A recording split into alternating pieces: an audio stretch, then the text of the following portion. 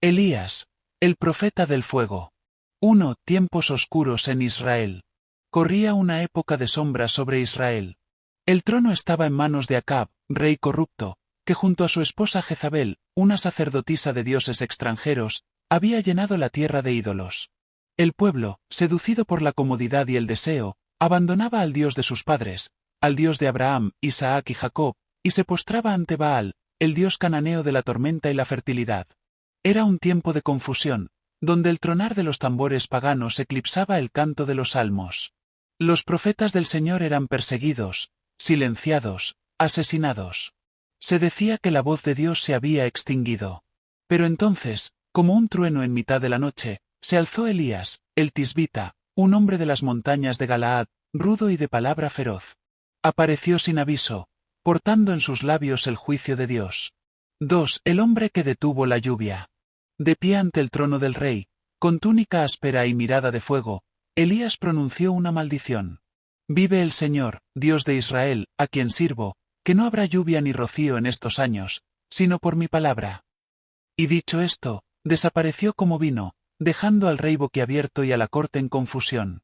El cielo se cerró. Pasaron días, luego meses, y el polvo cubrió la tierra. Las fuentes se secaron. El hambre y la sed llegaron como plagas silenciosas. Dios ocultó a Elías junto al arroyo de Querit, donde los cuervos lo alimentaban cada día con pan y carne, milagro silencioso en un mundo quebrado. Luego lo envió a Sarepta, a la casa de una viuda extranjera, donde otra maravilla ocurrió, una tinaja de harina y un cántaro de aceite que nunca se agotaban.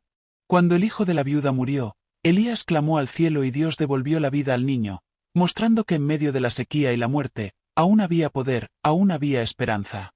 3. El reto en el Carmel. Dios contra los dioses. 3 años después, cuando la desesperación gobernaba el reino, Elías reapareció. Como un relámpago descendió del monte y desafió a los profetas de Baal, una batalla de dioses en el monte Carmelo. Ante el pueblo reunido gritó: ¿Hasta cuándo claudicaréis entre dos pensamientos? Si el Señor es Dios, seguidle, y si Baal, id en pos de él. Se alzó un altar, se pusieron sacrificios. Los profetas de Baal clamaron todo el día, danzaron, se cortaron, invocaron a su Dios, pero no hubo voz, ni respuesta, ni señal. Entonces Elías reparó el altar del Señor con 12 piedras, símbolo de las 12 tribus.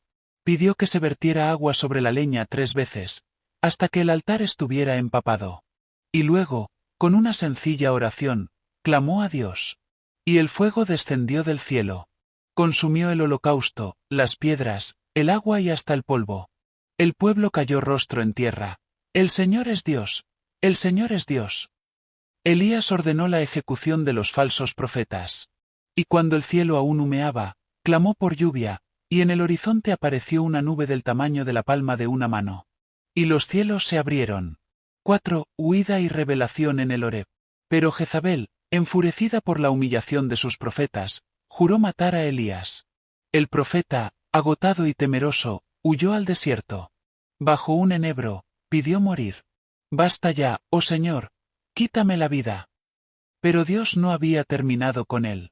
Lo alimentó con pan celestial y agua, y lo envió al monte Horeb, la montaña de la revelación. Allí, en una cueva, Elías escuchó la voz de Dios. Pero no vino en el viento huracanado, ni en el terremoto, ni en el fuego, sino en un silbo apacible y delicado, una brisa suave que acariciaba el alma. Dios le dio una nueva misión: ungir reyes, formar discípulos, preparar el camino a los que vendrían después. 5. Elías y el carruaje de fuego. Elías no murió. Caminó con Dios hasta el final. Un día, mientras hablaba con su discípulo Eliseo, un torbellino se alzó, y un carro de fuego con caballos de fuego descendió del cielo. Elías fue arrebatado, envuelto en llama y gloria, mientras Eliseo gritaba: Padre mío, carro de Israel y su gente de a caballo. El manto del profeta cayó, y con él, su poder. La llama no se extinguió. Pasó a la siguiente generación. Epílogo. Elías no desapareció de la historia.